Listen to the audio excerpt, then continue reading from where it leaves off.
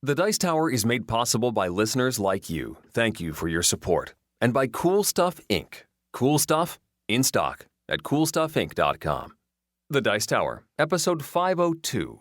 Hey, what are we calling these things anyway?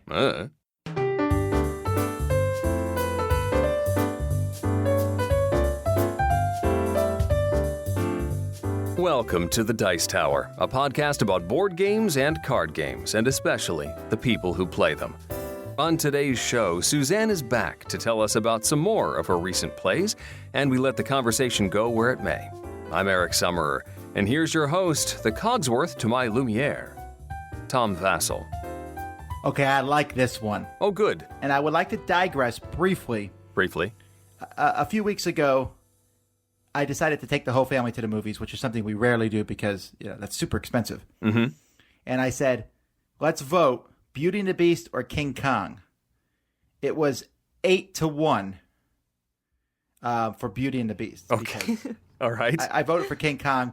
But, I mean, Beauty and the Beast is my favorite Disney cartoon probably anyway, so I didn't care that much. And wow, did they nail that movie. Really? Yeah. Yeah, they did. It was really well done. Really, really liked the movie. I haven't gotten out to see it yet. I'm so looking forward to seeing it. Yeah.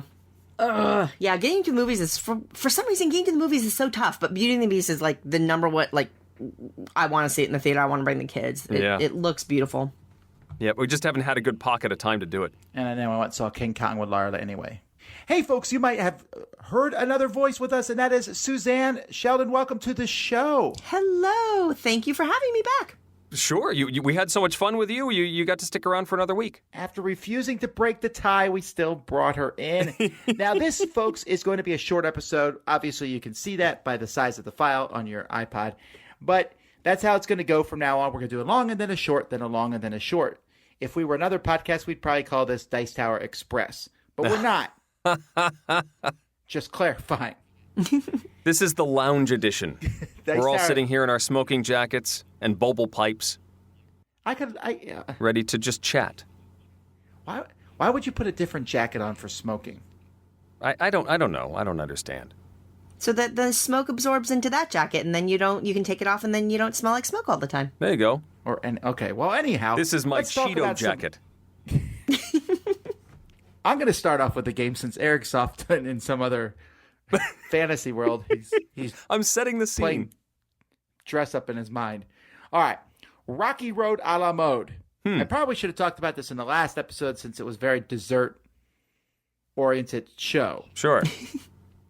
But this is from Green Couch Games. Now, I'm not the biggest fan of some of the Green Couch games, but this one is my favorite one that they've done, I think. In this game, there's a small little board in which each person has an ice cream truck, and you are trying to have the best route, get the most loyal customers. And you do that by, there's a deck of cards, and these cards are face up, and you're drawing them like Ticket to Ride style. You have 3 actions on your turn. One action, you pick the action you're going to, is drawing more cards. One is playing a card underneath your truck, and it shows 2 different people who want specific types of ice cream. And then the third action is to feed those people when they're underneath your truck. And you do that with the other card. So each card is in order, or it's a type of ice cream. There's 3 different types of ice cream.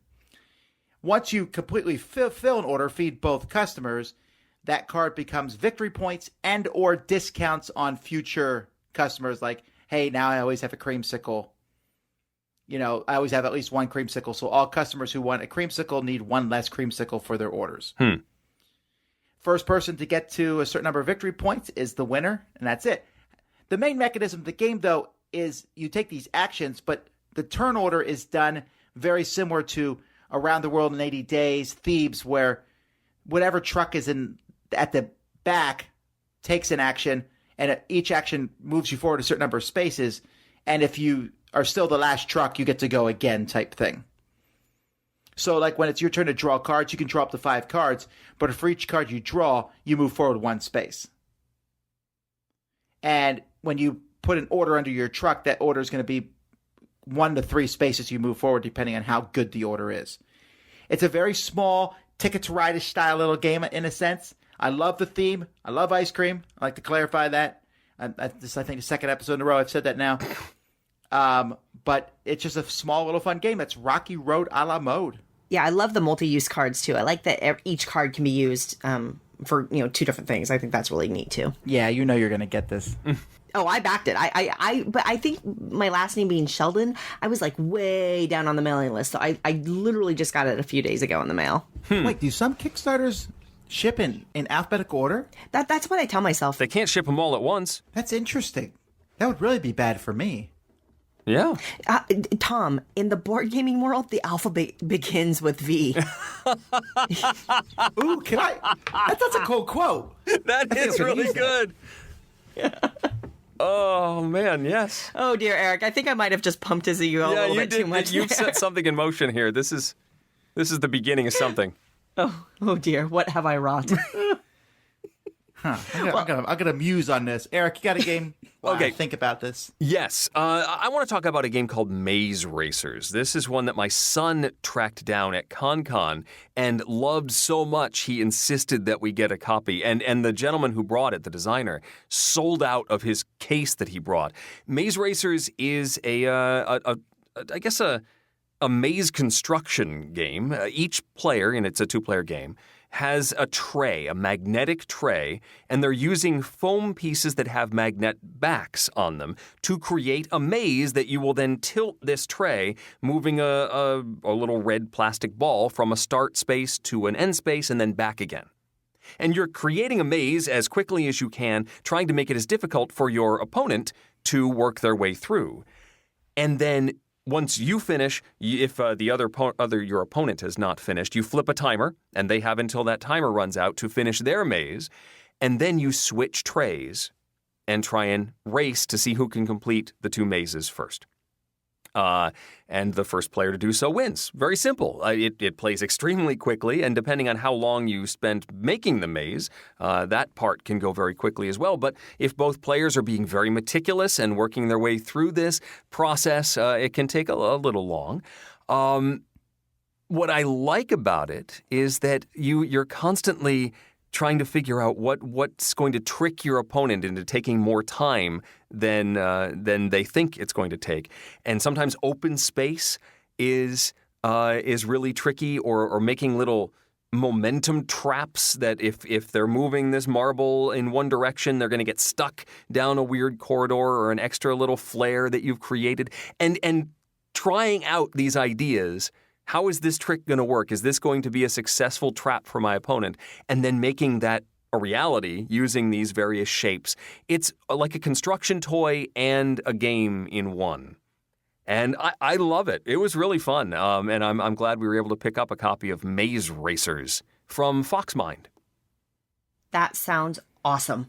It's really good. It's good. I mean, I like the whole idea of making mazes. That's really great. Well, because, my daughter is 8 and she loves games. And oh my goodness, I'm going to have to track down a copy of that. That sounds so cool. Thanks for talking about it, Eric. Yeah, I had a guy try and offer me like $20 more than the price I paid for it at the con because the guy had sold out. And I'm like, I can't. My son is all over this game. I can't. I would, but no. Wow. Sorry. Well, I got to play a game called Fugitive recently, and this is an asymmetric 2-player game about a thief that's trying to escape and the marshal that's trying to catch the thief. This is it's really just a little card game published by Tim Fowers of Paperback fame, and it's got really cool retro art, and at the heart of it, it's pretty simple. It's almost like a hidden movement game. So what happens is you're going to have a deck of cards, and they get it's numbered, I think, like 00 to 42. And the thief wins if they can play the number 42 before they're caught. The marshal wins if they can find the thieves' hideouts before the thief plays the 42. The way you do this is cards are played down. You're going to take turns drawing cards, and the thief plays down cards. And the rule in general is that the thief can only play a card up to 3 higher than the previous card played. So if there's a 3 that was played, the thief can play a 4, 5, or 6. But the thief may also use the cards to sprint, and the cards will have 1 or 2 footprints printed on them. And depending on how many cards you tuck under the card that you play, that will allow you to sprint ahead. So you can kind of, if you're the marshal, you can kind of say, oh, they used 2 cards, but you don't know if it had 1 or 2 footprints on it. You can also use those sprint cards to bluff. So, maybe you didn't move that far ahead. You're just trying to trick the marshal into thinking you had. Meanwhile, the marshal will, as you alternate turns, gets to draw cards from the same deck. Remember, it's 0 to 42, so you know exactly what's in the game. And as you're drawing cards as the marshal, that's eliminating information, right? So you know, oh, I have the 5 and 6 in my hand, so I know the thief can't have played the 5 and 6. Because the thief plays their cards face down, and those are their hideouts. If you can identify what cards are face down based on that idea that they can only move ahead 3, you're like, oh, I think, number 8. Oh, yep, if number 8's a hideout, they have to reveal it. And now you have even more information. You get a little board that you can kind of track the information you have and track your guesses, things like that, like a deduction game. And you just go through this, drawing cards, gaining information as the marshal, drawing cards and using them to sprint and move ahead to try to get to the number 42 as the thief. It plays super quickly. I mean, this can be played in 15 minutes to 30 minutes probably between 2 players. I really like the asymmetric nature. It plays differently whether you're the thief or the marshal. It just clicked really well. It's really beautiful from an art perspective, and we had a lot of fun. I've played as both the marshal and as the thief, and I think it's quite clever for such a small little game and just a card-based deduction game. And that is Fugitive by Tim Fowers. Do you like playing as the fugitive better or the guy hunting him down? I think I like playing the marshal better myself, personally. Why do you ask? I just was wondering. I think I like playing the marshal better too, but that fugitive is like you're sweating. You're like, I sure hope he doesn't pick this number.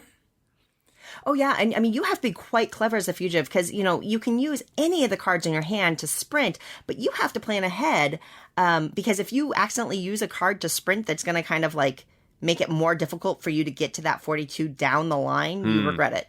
I may know that from experience. Oh, that's my turn. It is. Okay. Fantastic. I was still thinking about Fugitive. It's a really great 2-player game. Highly recommend it. Let's talk about another 2-player asymmetrical game called Hounded. Now, this is from Atlas Games. And let's be honest here. Atlas Games, when I think of their games, I don't think of anything that's more than just silly little games. I'm trying to think of like my favorite Atlas games, and I don't even know if I could make any.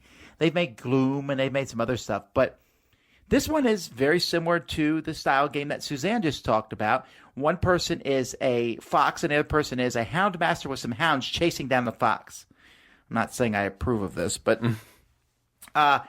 there's a bunch of tiles all around the board, and the fox on the fox's turn will move 3 spaces and turn over a tile, and that tile might be nothing, but it might be something that helps the fox. The fox is trying to find 3 specific tiles. If they turn them over, they win, or if they turn over a certain number of tiles, they also win. The hound player is trying to move their hounds. They move 3 things on their turn. Each hound moves differently. And the hound master, if they can force the fox to not be able to move at all, they win. If they make it so that the fox ends its turn next to the hound master, they win. So they have to try to maneuver this fox, which can move pretty quickly. It's easy for the fox to sneak through their line, try to corner it in the side of the board. And I think the game is heavily weighted towards. It's not weighted towards the fox, but it's easier to play the fox because you just run. So the more experienced player needs to play the hound master. But I found it very interesting. It's kind of like an abstract game. My one negative thing is I don't know if I like that rule where if you turn over the 3 different tiles, you win. Because sometimes those 3 tiles might be just right there. Mm-hmm. It's a little too lucky, and I guess you could just reset and start over again. But it's interesting. I like the artwork. It's kind of a crisp, boxy type art. Looks like folded origami art. Paper, I don't know. I enjoy this one from Atlas Games called Hounded. Yeah, I actually own that one. I haven't played it yet, though. That sounds really fun. Yeah, it's enjoyable, and I have to say this is a trend. You mentioned this one with Fugitive. I kind of like these small asymmetrical 2-player games. symmetrical's fine, but every once in a while, it's like, ooh, I want to play this side. I don't know. There's something about that feels clever and fun. Yeah, another one that came out recently is Blood of an Englishman from Renegade Games. That's another you're right. 2-player. That's a top 10 we got to do, Eric. Our top 10 small asymmetrical 2-player games. Hounded, Fugitive, Blood of an Englishman. Can't think of any others. What's the Cosmos one about the hunters and the... Not Alone? Well... Oh, with the bears? No, with the bears. Tally-ho? Tally-ho. That's it. It's a thing. It's a thing. It is a thing. And isn't that old Cosmos Dracula one, too? That's right. Oh, it's shaping up. There's a top 10 list coming. Yep. Next up for me is Avenue. And I know, Suzanne, you are a fan of roll and write games. This isn't a roll and write. This is a sort of draw and write, or maybe even a draw and draw game. Oh. Because you have a deck of cards. So first, you've got your pad of paper, and you will be writing on this pad throughout the course of the game. And it's sort of a map. You've got a bunch of little towns lettered, like A through, I guess it's G or so. And then there's a couple of castles in the far corners of the board, and different gems, not gems, they're grapes, berries that are scattered around the board. And each turn, each round, you will be trying to connect the berries to one of these castles. You have a deck of the letters, and you flip up one of those. So say you're going to Castle B. And this round, you're trying to connect things to Castle B. Then you flip up one of these sort of connection cards, and there are different curves and different straights. There's 6 different possibilities that can be, a line you can draw through one of the sectors of your grid here. You flip up one, and that's the shape that you're going to write. So you might have a top to right curve that you need to write. And you can put it anywhere on the board. It could be through Village B or anywhere else. And you will continue drawing these cards until you get 2 of them. Is it 2 or 4? A certain number of them with a gold background on them. 4 gold cards. 4 gold cards. After you've got 4 gold cards, now you need to see how many berries have been connected to this particular village. And you write that down as your score. Hooray!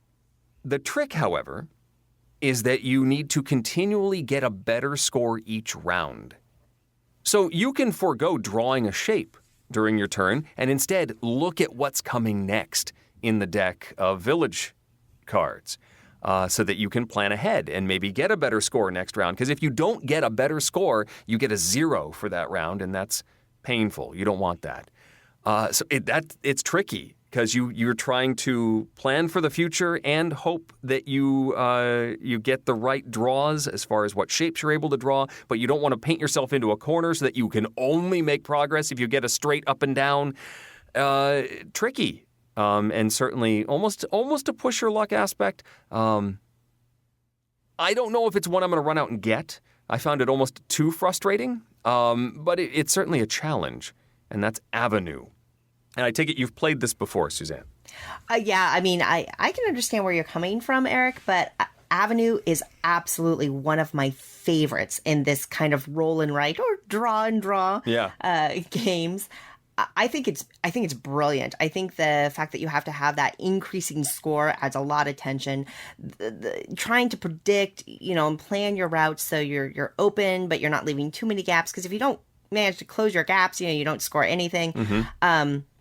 I think it's super clever. And another thing about Avenue that I love is you can play with any number of players that you want. You literally just have to have enough score sheets to fuel the game. And in fact, I had Avenue at a little local convention I helped run, and they played a 12-person game of Avenue, right? Because everybody gets to see the same thing. Right. It's just the choices that they make. And it went off beautifully with 12 people. And sure enough, even though everybody has the exact same choices, everybody's sheets look completely different. Wow. Which is another thing I love about the game. So I appreciate what you say about Avenue. It's certainly one of my favorites in this genre. And people should at least give it a try. Okay. Check it out for sure. It was fun. It just, maybe it's the genre that I'm not as excited about. I don't know. You're breaking my heart. I don't. Well, you're in trouble then, Eric, because they're making more of this stuff. Yeah, they are. This is a trend for sure. In fact, a couple companies just announced a whole new line of games.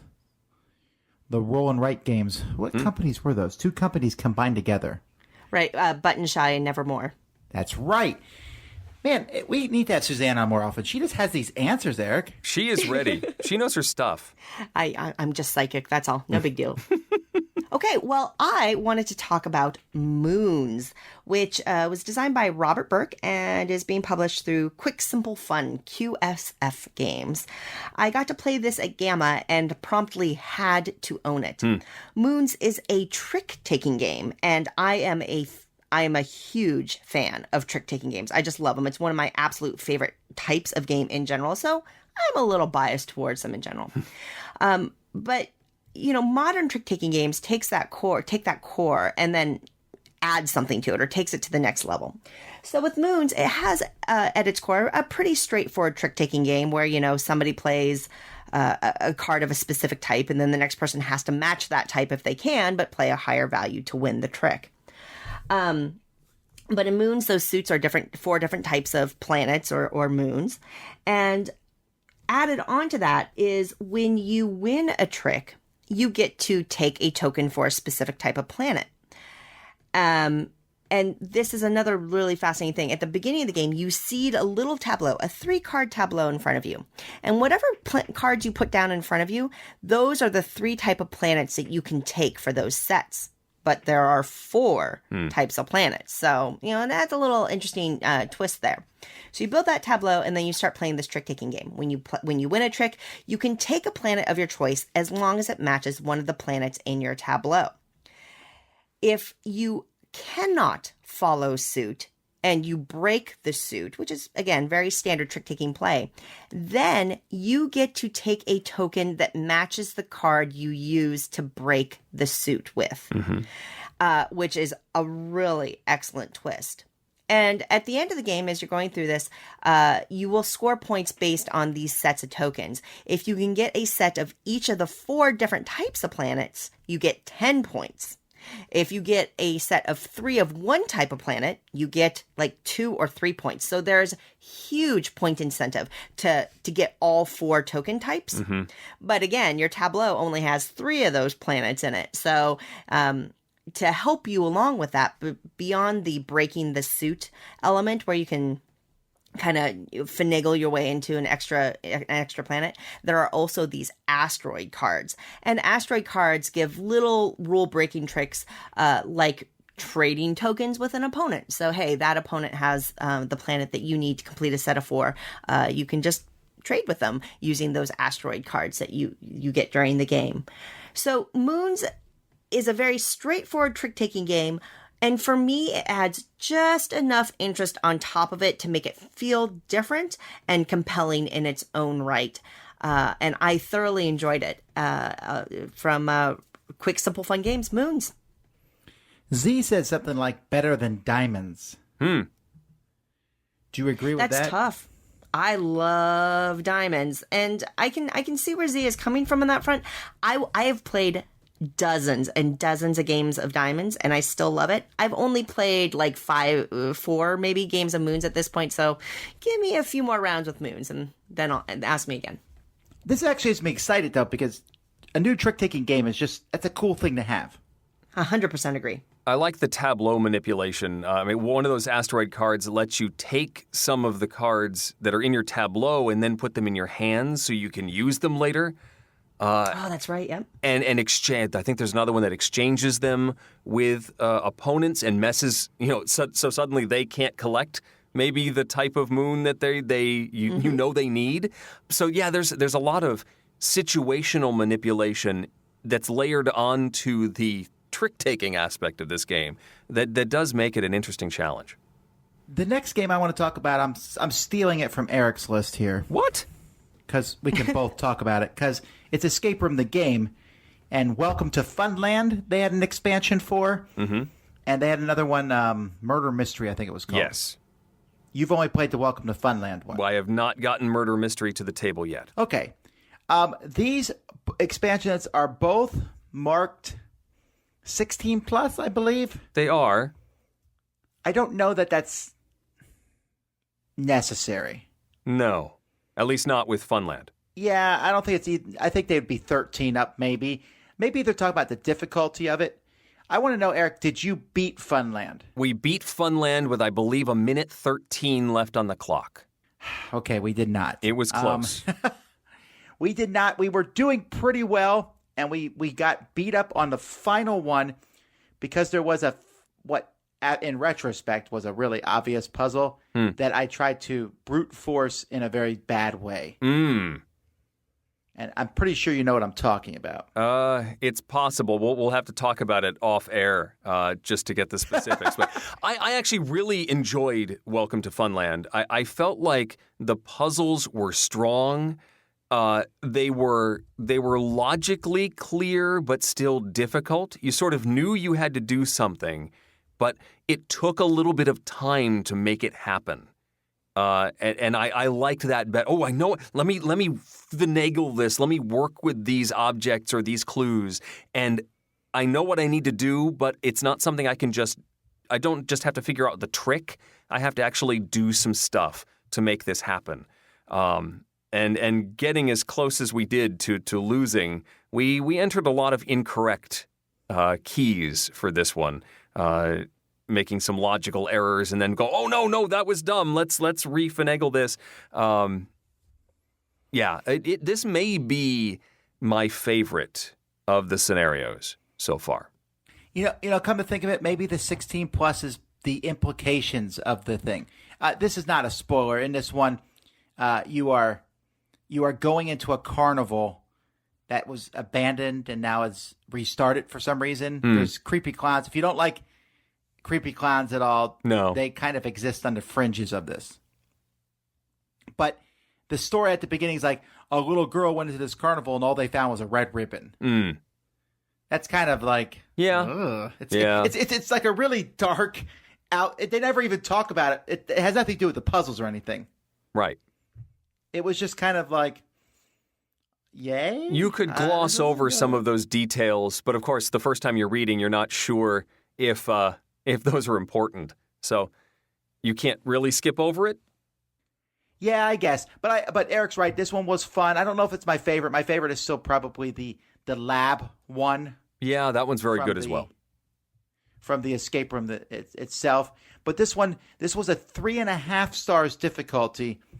And there's some pretty tough things. There was one physical puzzle in there that we had a hard time with just because it was harder to do than we thought it would be. Mm-hmm. Suzanne, are you lost? I'm sorry, you lost me at creepy clowns. No, thank you, sir. But in reality, I in real life, I've done, I think, like about 7 escape rooms now. I love going to escape rooms. They're so much fun. And I haven't gotten a chance to try any of the series of escape room games you're talking about right now. And I'm really looking forward to it. A lot of what you talked about with the puzzles, and I mean, even though you can't really say much without spoiling, it just sounds like a lot of fun. And it sounds like they take it from a components perspective, they take it up a level, which sounds really cool. What I do really like about this series from Spin Master is you talked last week when we were talking about some of the escape room tabletop games in that they're very linear often, and so you have to wait for your turn to work on the current puzzle du jour. Whereas these, there do seem to be multiple things to look at any given moment. When you first open up the new packet with the new situation and new set of puzzles, there's often multiple things to work on.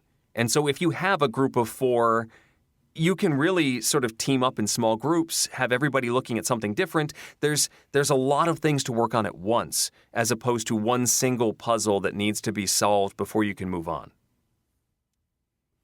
It sounds great. All right, we'll pass the final game of the episode off to you. Suzanne, what do you got? All right, well, I will close it out with Nautilion. Nautilion is the most recent entry into this Oniverse line of games by Shadi Torby, which Onirim is one of Castilian and Sylvian. Nautilion brings almost a dice allocation. It's really about dice allocation. It's a game about It's an underwater adventure where you have a submarine and you're trying to get your submarine to the abyss before the Phantom submarine, gets to you. And the way you do this is you're going to roll dice, and then each turn you must assign these dice both to yourself to move along the track and to the Phantom submarine as well as this thing called the Dark House, which is the real big bad, because I think the Phantom submarine is actually just an agent of the Dark House. So you're going to lay out, the track is actually made of individual chits that have different numbers on them. And when you assign a die, you can move up to those number of spaces. And then the same goes for your Phantom submarine. So it will be moving, you guys start at opposite ends of the tracks and you're moving towards each other, essentially. The trick is that when you have to skip over a specific number on the track, you're losing the opportunity to build that up, because another element of the game is that you have to, it's kind of this like you're building the ship as you go, that saying you build the airplane while you're flying. You're building the submarine as you're swimming, filling it with crew specifically. So each of these tokens also represents a crew member, and you have to fill your submarine with a full crew of 9 crew members. And to add a puzzly element, as you build them onto your little submarine board, when you put somebody in the top left corner, it'll have 2 little branches or hallways to other chambers.